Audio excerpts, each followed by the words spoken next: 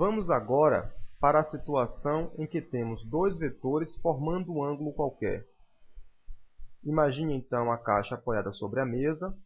A primeira pessoa vai aplicar uma força de módulo 30 newtons na direção horizontal, apontando para a direita. A segunda pessoa vai aplicar uma força de 40 newtons, fazendo uma direção que é 60 graus com a horizontal, para a direita e acima.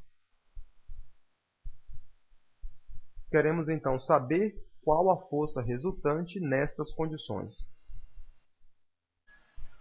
Para encontrar a força resultante, nós vamos começar aplicando a regra do paralelogramo para determinar a direção e o sentido.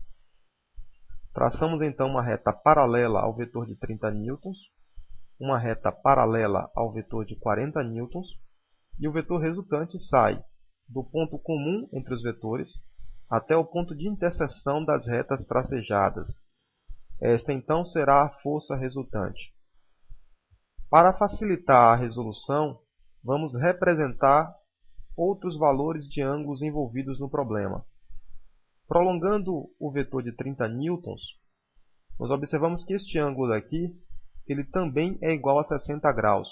Ele é o mesmo ângulo formado entre os vetores. E este ângulo aqui de dentro, ele equivale a 120 graus, pois 120 mais 60 é igual a 180 graus, que representa o meia volta da circunferência. Como neste caso os vetores não formam um ângulo de 90 graus, nós precisaremos aplicar a lei dos cossenos para um triângulo qualquer.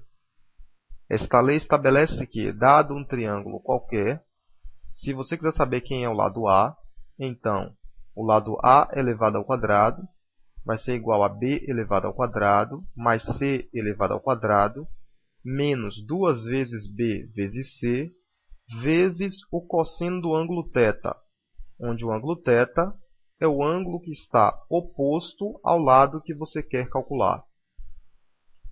Aplicando isso ao nosso exemplo, θ vai ser igual a 120 graus. 120 graus é o ângulo que está oposto à força resultante. Assim, a lei dos cossenos fica força resultante elevada ao quadrado vai ser igual a 30 elevado ao quadrado mais 40 ao quadrado menos 2 vezes 30 vezes 40 vezes o cosseno de 120. Se você calcular o cosseno de 120, encontrará que o cosseno de 120 é igual a menos meio. Substituindo na equação e fazendo a conta, vamos encontrar que a força resultante vai ser igual à raiz quadrada de 3.700, que vai dar aproximadamente 61 newtons. Alguns professores costumam utilizar, ao invés de menos na lei dos cossenos, utilizar o sinal mais. No próximo slide, eu vou explicar o porquê desta diferença. Quando nós escrevemos a lei dos cossenos na forma a ao quadrado é igual a b ao quadrado mais c ao quadrado mais 2 vezes b vezes c vezes o cosseno de alfa, em verdade, nós estamos utilizando uma propriedade da trigonometria que estabelece que o cosseno de θ é igual a menos o cosseno de alfa, pois θ e alfa são suplementares. A soma deles é igual a 180. Então, muitos professores escrevem a lei dos cossenos com sinal positivo e manda que você utilize o ângulo formado entre os vetores, que neste caso, o ângulo formado entre os vetores de 30 e 40 é de 60 graus, e não 120 graus, que é o ângulo que está oposto à força resultante. Portanto, se você utiliza o ângulo entre os vetores, o ângulo de 60 graus, que é o ângulo suplementar ao ângulo de 120, você deve utilizar o sinal mais, porque você está usando uma propriedade que estabelece que o cosseno de θ é igual a menos o cosseno de alfa. Se fizermos então isso no nosso exemplo, vai ficar da seguinte maneira. o ângulo alfa vai ser igual a 60 graus, então a força resultante ao quadrado vai ser igual a 30 ao quadrado mais 40 ao quadrado, mais 2 vezes 30 vezes 40 vezes o cosseno de 60.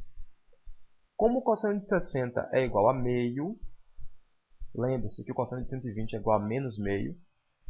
Quando nós substituímos, encontramos que a força resultante vai ser igual a raiz quadrada de 3.700. Então, a força resultante dá o mesmo valor, dá aproximadamente 61 newtons. Tome cuidado na forma como você utiliza a lei dos cossenos, pois isso pode causar confusão na resolução de alguns problemas. A lei dos cossenos original estabelece que nós temos a ao quadrado igual a b ao quadrado mais c ao quadrado menos 2 vezes b vezes c vezes o cosseno do ângulo que está oposto ao lado que você quer calcular. Vamos então generalizar e dizemos que na adição de vetores formando um ângulo qualquer, aplicamos a regra da poligonal fechada ou do paralelogramo para determinar a direção e o sentido. E o módulo é calculado pela lei dos cossenos. Então, fazemos a regra do paralelogramo, neste caso, porque os dois vetores saem do mesmo ponto. Encontramos a direção e o sentido do vetor resultante. Este ângulo daqui é o ângulo alfa, que é o ângulo formado entre os vetores A e B. Este ângulo daqui é o ângulo θ, que é o ângulo suplementar a alfa. Os dois somados dá 180. E θ é o ângulo que está oposto ao lado que queremos calcular, que é o vetor resultante R. Pela lei dos cossenos, R vai ser igual a raiz quadrada de a ao quadrado mais b ao quadrado menos 2 vezes a vezes b vezes o cosseno de θ.